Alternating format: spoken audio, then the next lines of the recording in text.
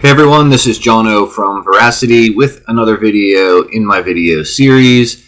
This one continuing xAPI 101, and we're going to get into statement basics and really just kind of an overview of what the data is shaped like in a statement.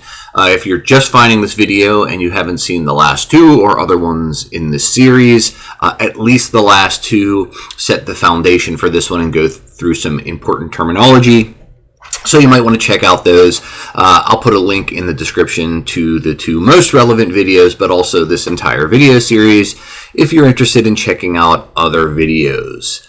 I know it's been a while since we got one of these videos out the door, so let's just talk briefly where we're at. In the 101 series, we basically have gone through two sessions where we talked a little bit about terminology. And that's important, so again, check those out. Now what we're going to get into is the basics of a statement. If you don't know the word statement, again, check those other videos out because it'll fill in all those details. To do that, though, what we're going to talk about today is JSON, JavaScript Object Notation, and we're going to cover an example that is not xAPI, but is something that's easy to understand because when we take this, we're going to apply it to xAPI data later in future videos. So this is kind of a primer to just explain what JSON is and how it works. All right, so let's take a look at an example. Get my highlighter on for this. Great. Okay, so this is a JSON example. First thing to notice is this bracket and this bracket. Kind of, these are the opening and closing of the whole thing. Those two line up with one another, although the spacing's not relevant in my example. It will be. This basically says, hey, this is the beginning and the end of the JSON object. That's important. All JSON objects will start and end with that.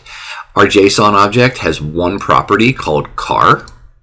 And then this is sort of like saying it's equal. The property car is equal to, and in this case, we've got this other bracket. Notice it has another closing bracket. So what we're saying is car is equal to this whole object. Now, there could just be another string here. You could have, car and then the symbol and then just the, string Jeep. And basically that's the whole thing. But in this case, again, we're showing that the value of car is another complex object. So what is this object? Well, it has 1, 2, 3, 4, 5 properties: brand, model, year, four-wheel drive, and I guess what's that? Miles per gallon.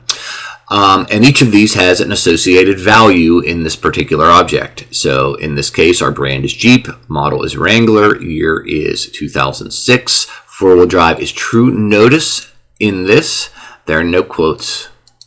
That's intentional because where the data type of these top items is string, the data type here is a Boolean, true, false. So you use the word in lowercase, true or false. And then miles per gallon, also notice here, no quotes. This is not a string like Jeep Wrangler and 2006. This is a numerical value. And we might want to do, averages or some calculations with it. So it's important that it is a numeric value and not a string. So if we were to do this, then saying, what's the average mile per gallon for all of the cars that we have, that becomes a more expensive thing to do. It's not that it's not possible, but when you start off with the correct data type, it's much easier.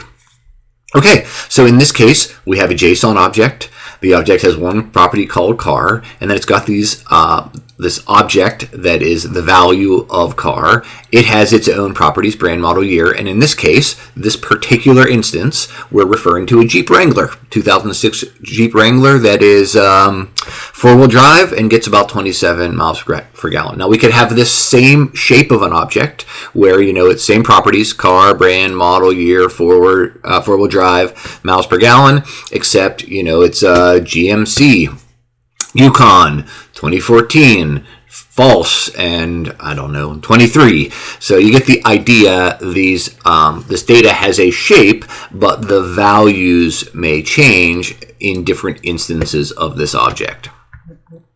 Okay, let me turn that off. Let's go to the next screen. A little bit more complicated, but but not much. So we also have car here. This is just another way to represent car. Again, it's a JSON object because it's surrounded by these brackets. Again, we just have one property. Inside of it, again, it is a complex object, and then comma, and another value. So essentially what we have here is a car is equal to some complex object, and year is equal to 2016. Now let's take a closer look at the complex object.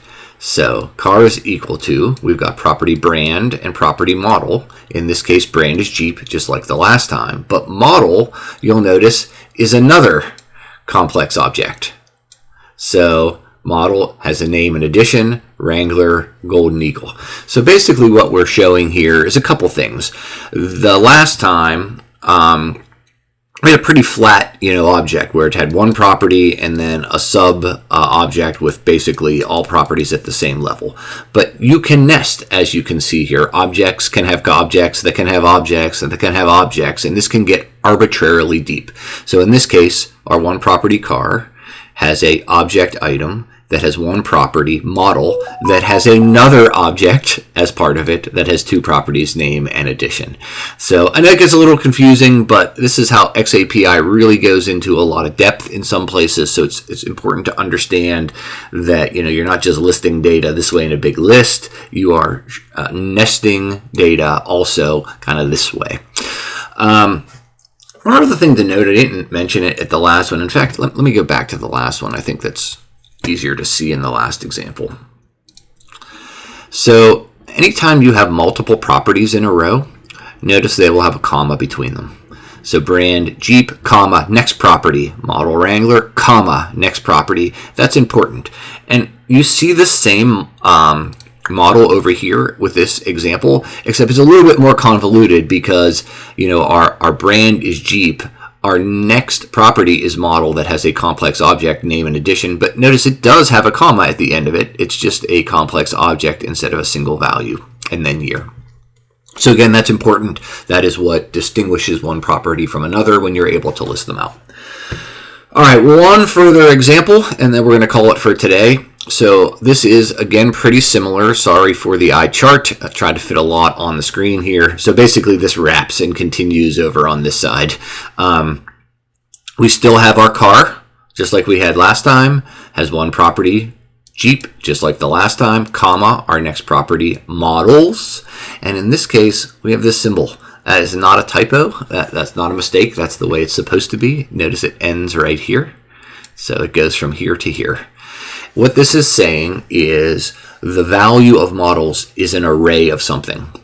In our case, it's an array of complex objects because we see it's got, bracket, bracket, comma, bracket, bracket, comma, bracket, bracket, comma, until the end of the array. But it could be an array of strings, or it could be an array of objects that have other objects in them that have other objects in them. So, again, this can be arbitrarily complex, but the idea is this is going to be an array or list of things. And in our case, it's a list of objects. So object 1 is Wrangler Golden Eagle.